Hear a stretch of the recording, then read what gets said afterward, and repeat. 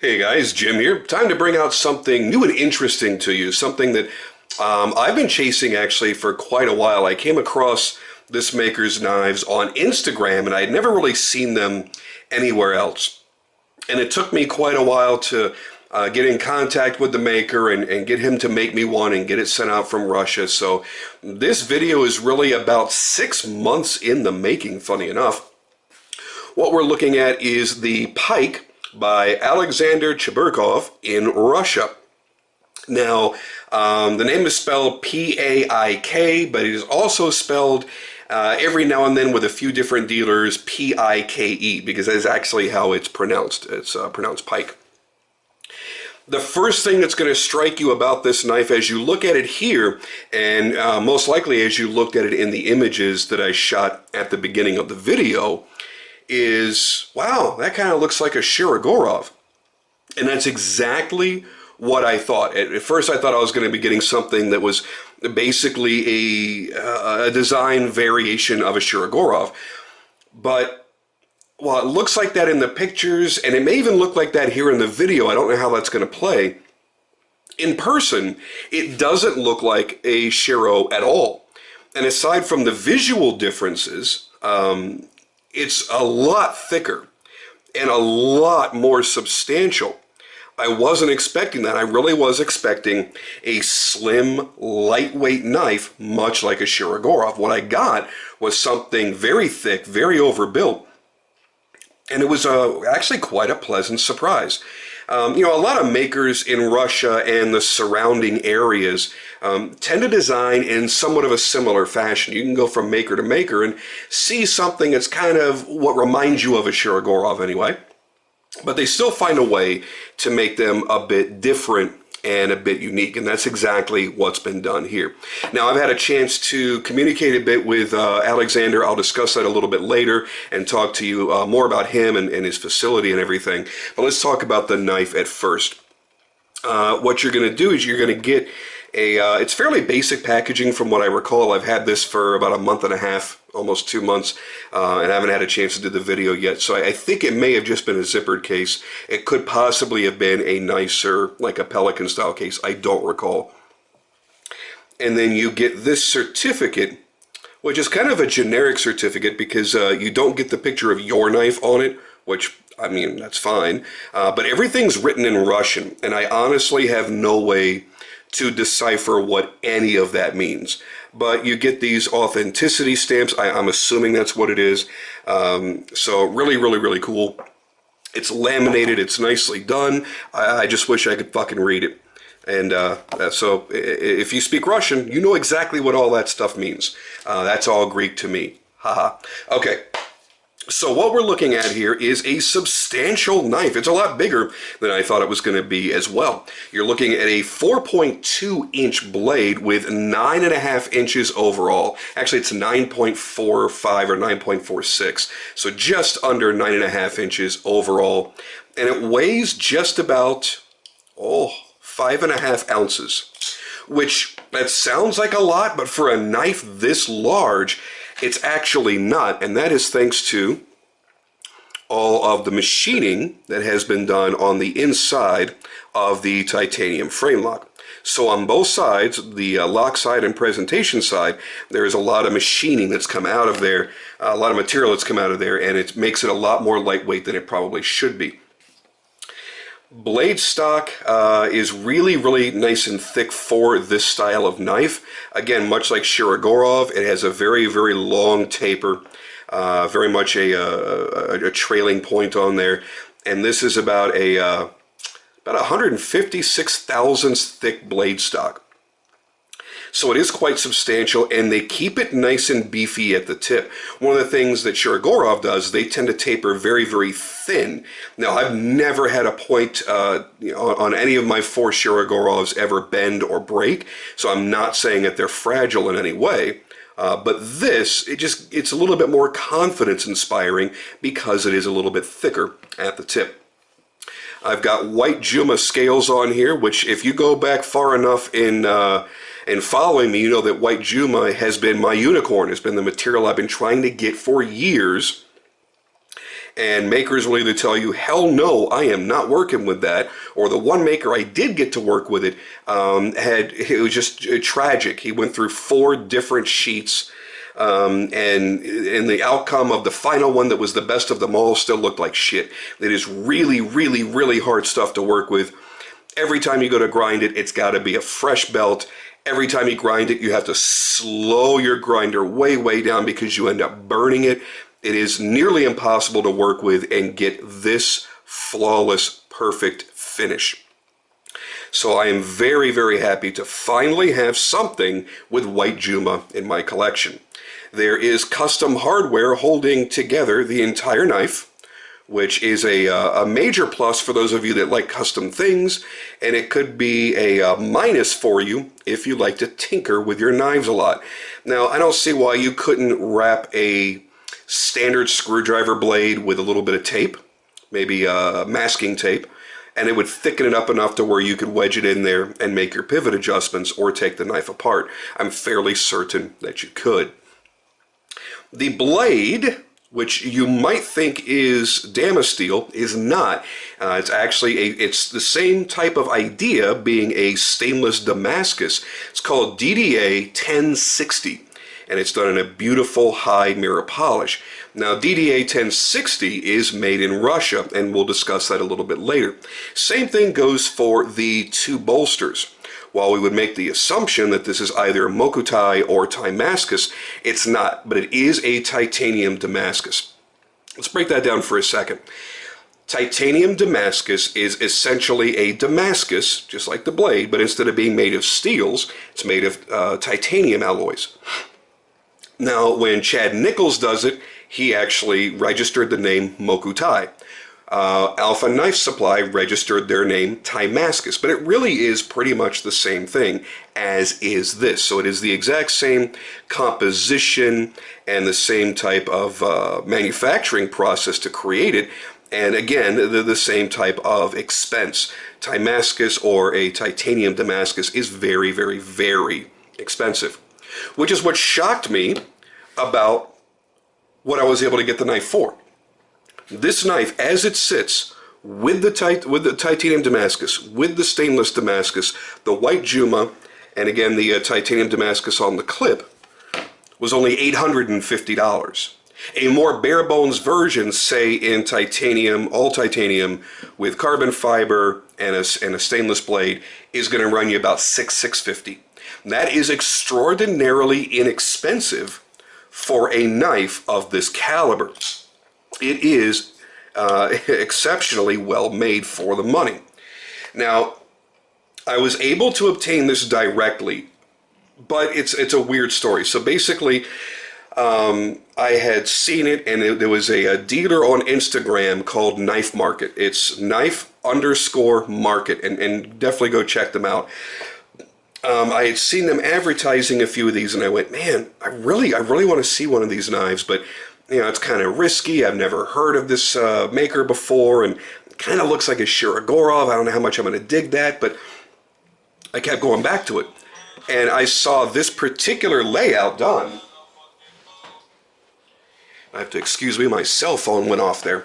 I had seen this particular material choice made, and I went, that's it, I've got to have one of these. So I reached out to Knife Market, and he says, well, I don't have that one anymore. But you know, this is a Russian maker that has no U.S. exposure at that time. He says, let me get in contact with him and see if he'll replicate it, if he'll make the same one again, because I told him what really made me fall in love with it was the white Juma scales, and that nobody would work with it. So Alexander said, absolutely, I'm happy to make it again. He's going to have to wait. I waited about 2 or 3 months for him to have one of these ready. And then, of course, you have your shipping from Russia into the U.S. and everything else. So it took a very, very long time. But it was really great that Knife Market helped to broker the deal and worked out all the details. And he also had it shipped to him so he could inspect the knife, because he knew, you know, it's going to go under my lens. So he wanted to make sure everything was 100% perfect, and it was. There was no delay on that. And then he got it shipped out to me very, very quickly. I'm not sure how easy it would be to order direct. You are able to order direct. However, their website is only in Russian, and Yahoo and Google Translate don't seem to work very well on their website. So you would have to go through a dealer really to get this. And honestly, if you're spending $8.50 at a dealer, I don't really think that you're going to get a much better deal, if any at all, by ordering direct anyway. All right, so let's talk about this steel. Let me lay it down here first because I really want you to see the differences in the etch between the Damascus steel. Trying to figure out how I can do this and get the right angle. All right, so I have a few knives in Damascus steel. It is one of my absolute favorite materials. As a matter of fact, I just ordered a whole bar of it in 2 different patterns for the knives that I'm making myself now. That's how much I love this stuff. And you have different makers that etch it in different ways. Brian Ty, being a Damascus steel reseller, has one of the most interesting ways of doing it. His is the most aggressive. His is such a deep etch that you actually feel it. And with most people like Todd Begg, Todd will get the same amount of black and silver contrast, but you won't really feel the relief. And Brian Ty definitely brings out both the contrast and the relief, yet somehow he doesn't etch so hard that it etches the polished alloy, which is pretty amazing. So I'm a big fan of Damascus steel, and this stuff is very, very close to it visually. But what they're doing here, and I'm kind of going off my own assumption, is they're only doing a single etch, whereas Brian and Todd Begg and others will do 2 etches with 2 different acids. Usually I think it's ferric chloride and sulfuric, and the sulfuric is what's going to bring out the contrast. That's a very, very quick etch. You don't do that for more than a minute or 2. I don't believe they did the secondary etch on this, and also I believe they polished it after the etch. At least that's what it seems like, because it is almost glass smooth. But I don't dislike it. While it may be a much more subtle etch, it's really elegant and it's really dressy, and I really like it this way. I like the little swedge that they cut out here in the spine of the blade. The spine is not crowned, but it's not flat. What they've done is they've just kind of gone at a 45-degree angle and just put a little angle grind on there. Interesting way of doing that. My camera does not want to focus on this blade. My apologies. Really good looking stuff. Now the composition, as listed, as I was told from Alexander, is it is 60 H14 and 140 H18 stainless steels. So those are the 2 different steels composing this Damascus. High polish, beautifully done. It's made by a company called Air. And I would name the city in Russia that it's in, but I'm probably going to butcher it. Chelyabinsk. Chelyabinsk, in case you want to do your own research. And the gentleman that owns the facility and has created these different alloys, or these different methods, is Vladimir Gerasimov. And he's also the one that made the titanium Damascus. So if you take a look there, I mean, again, it looks a lot like Damascus or Mokotai because it is the same composition. It is the same basic way of making it. And it's beautifully done. It really is. That's a really good looking set of bolsters. The back spacer is also done in the same titanium Damascus. They do not have a name for it as far as I know. It's just titanium Damascus. There are some Russian companies that are now reaching out and getting this. And I believe some other makers outside of Russia are doing it as well. You'll notice also that they've milled little recesses out of the clip as well. Now the pattern kind of hides it a little bit, but it certainly is there. Really well done. I've carried this knife now probably a dozen times. It's very easy to carry for its size, surprisingly enough. Kind of bare bones and basic on the lock side. And when it comes to the lock itself, you have the steel lock insert, and there is a built-in over travel as well as part of that steel lock insert. You'll notice that he has jimped the flipper tab. Yay, thank God. I love when people do that. And again, all of the milled relief inside of the frame. There's a good shot of it. So they've taken away a good amount of this material. They really, really have. It's a strong built knife. I mean, it looks elegant, and in a picture, when you can't get any frame of reference for the thickness of it, you might even think it's somewhat delicate, particularly because of the shape of the blade. But it's not. I mean, this thing looks like it's built to go to war. Now, here's the one thing that might irk you a little bit. I don't know, but it might. It's built like a standard frame lock. What I mean by that is, your lock side here and your presentation side are both the same thickness of titanium. They did not relieve any of that presentation side for the scales. Instead, they doubled the bulk on one side of the knife by adding that bolster, that scale, and that bolster. So what it actually does when you're looking at it is it makes it off-center. Now the thing is, when you're holding it, you really don't notice it at all. I didn't even notice it within the first hour that I had the knife. It was once I looked at it and went, hey, that's strange. It's thicker on this side than that side. So that may bother you. It doesn't bother me because I don't feel it when I'm holding the knife. So it doesn't really affect the performance, doesn't, change anything for me. So keep that in mind, that if that's something that's going to bother you visually, that visual imbalance, this may not be the knife for you. Now, having the opportunity to speak with, or correspond with, I should say, Alexander a little bit through email, I found out he's not as new as I assumed he was. Matter of fact, he's been making knives for 10 years. He's been making folders for 6 years. And he employs 7 people in his facility. And they do everything from a full production knife to, I would call them mid-customs or semi-customs up to more custom variations. All of the frames and blades are machine cut, presumably by CNC. He didn't say what processes they use. So I'm going to make the assumption that they're CNC. And they do everything else by hand. So it's really no different than the majority of high-end custom makers in the U.S.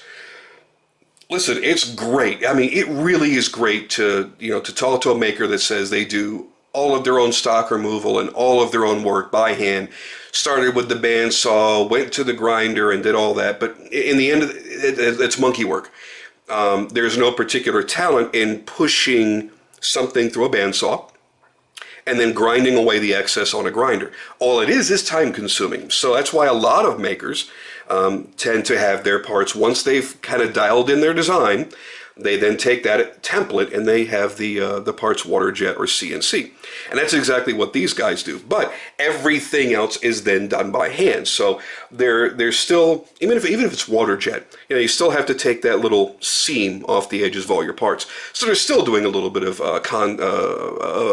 grinding anyway.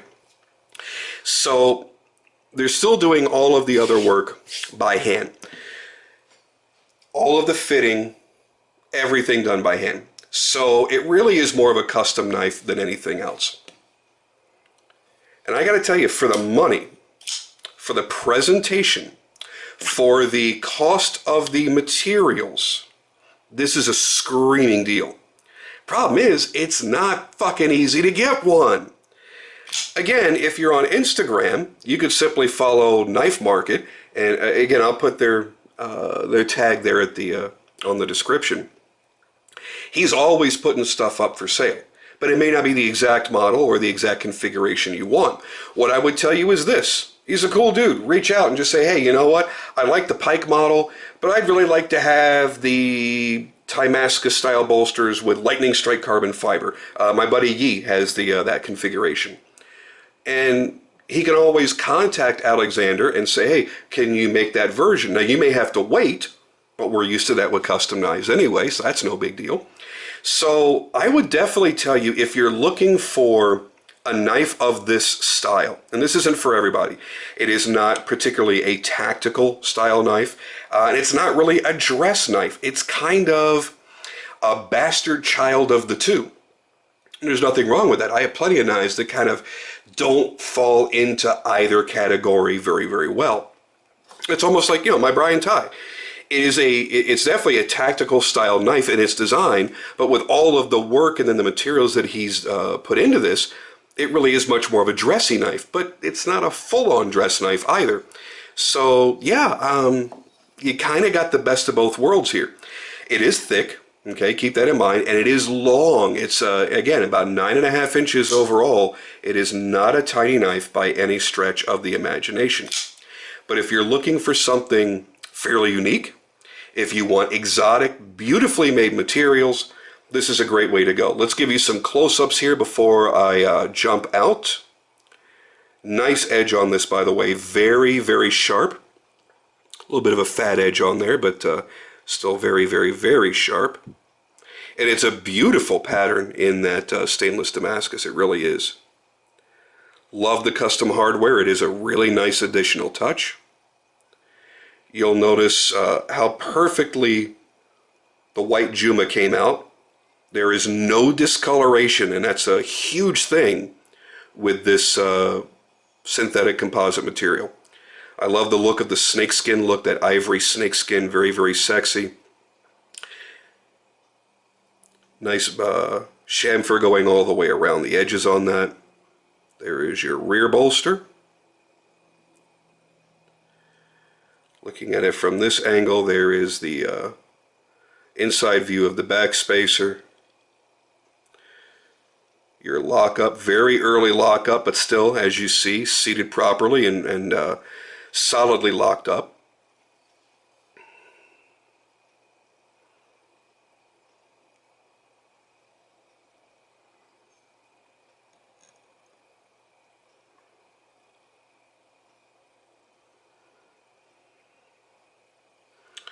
So yeah, it's almost hard to believe that you're getting all that for $850.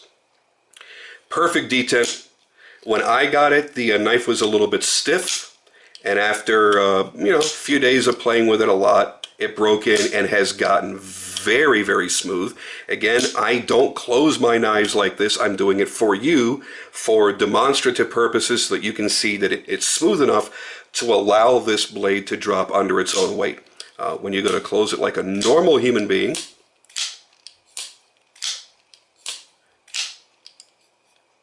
very, very smooth, very fast. So all the way around, great knife. I've carried it a bunch. I'm going to keep carrying it a bunch. I've really found myself quite addicted to it. And I think, beautiful materials aside, and obviously I love these materials, feeling that in the hand, it just feels more solid than it appeared, at least in the pictures. So there you go, guys. There's them's my thoughts.